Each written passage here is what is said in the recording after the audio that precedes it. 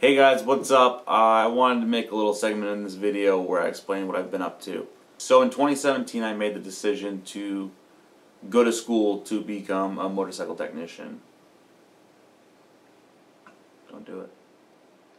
My cat, stop it. And so I went to school for about 7 months working on all brands, Honda, Kawasaki, Harley, because they all basically share the same concept. I mean, some things differ, but you learn that as you go. Got out of school about early summer of 2018, and since then I worked at a small shop in Waterville for a couple months. Went back to my old job because I was getting paid more and I want to work towards building my own shop. So currently I've just been working on jobs from my garage until I can build a shop out front, which I'll show you guys that in a second. See if we can get this to show up. Basically, I don't know if you can see those stakes up there next to the ice skating rink.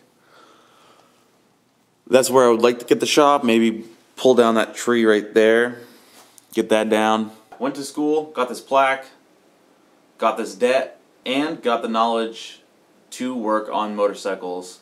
So that's my goal. I have my little clothing line, I guess you'd call it right now. So I want to work towards, you know, having a shop that does powder coating, custom work, repairs, and if I can't do it, work with a small group of guys who can and have that experience in those fields. So one of the projects I have going on now is 1993 Kawasaki Vulcan, I believe, 1500cc.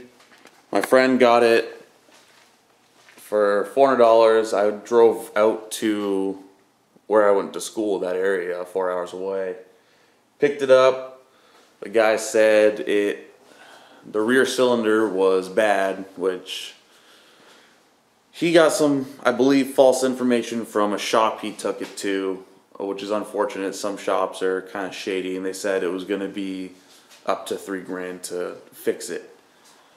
So we took a gamble, went down, bought it, thinking it needed the rear cylinder worked on. I don't believe it does. Carburetor, these jets, I don't know if you can see in there very well. So in here,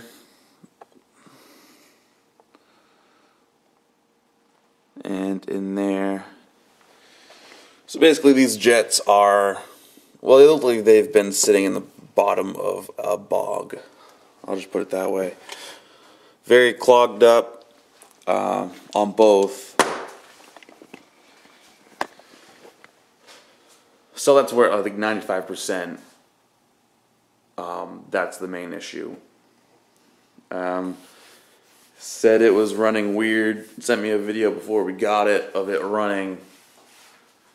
But it has compression. So that's the thing. I'm like, if it's the rear cylinder and it has this amount of compression, then it's false. It's something else completely. So that's what it's come down to, is that carb. That's what I'm working on. Other than that, I have this 1989 NX 125 that my friend gave to me. It was sitting out back of his garage. Pretty much just going to be a little pit bike for when my friends are around. Needs the basic maintenance stuff: air filter, plug, carb clean. It's been sitting for a while, so that's where that's at right now. I also got these two jet skis, I think 1988, 1989. Not as satisfying as working on a motorcycle. So, with that being said, I'm gonna get to tearing this apart, and I'll fill you guys in as I run into stuff or figured I'll share some information. Interesting thing about this is actually the floats and the flow valve is actually in here. Usually, you got your flow bowl and your jets are there. Not in this one. This one's got the jets there. The floats are in there. So this has to come apart.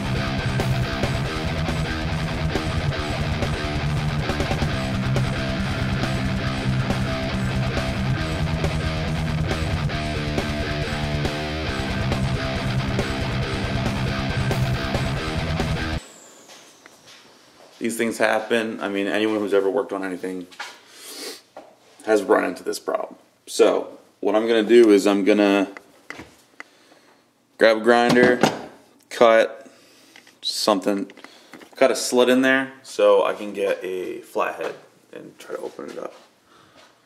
So yeah, that's what I'm gonna do. I'm gonna move it away from where I've been working on the carburetor, obviously, because gas. So I'll probably pick a spot on the floor.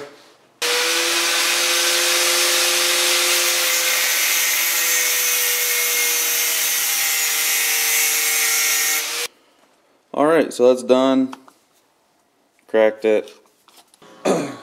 Also, so a quick tip is how I diagnosed it was the carburetor that was the problem. Brought the bike in, needed a battery, so we bought a battery, charged it up. Also, if you guys buy a battery say you buy a battery at Walmart, we went to a motorcycle shop. If you buy a battery at Walmart, plug it in, charge it up, make sure it's around like 14 volts, because even if you buy a battery that's new, it could still only be between 12, 13, what have you. Anyways, so it was turning over, but it wasn't firing. Check the spark plugs. Made sure there was fuel in the float, in the bowl. When we did that, the fuel that came out was green. It looked like coolant. So obviously that's a huge problem. That's, you're gonna have to take the carb apart when it's like that. Some people are gonna be like, oh, I'll throw seafoam in it. Seafoam is not a fix.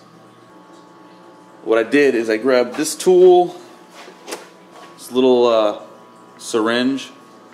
You put a little bit of gas in there, and then you come over here into each cylinder. You put a little squirt of gas. Put your spark plugs back in, hook it up, and then turn it over.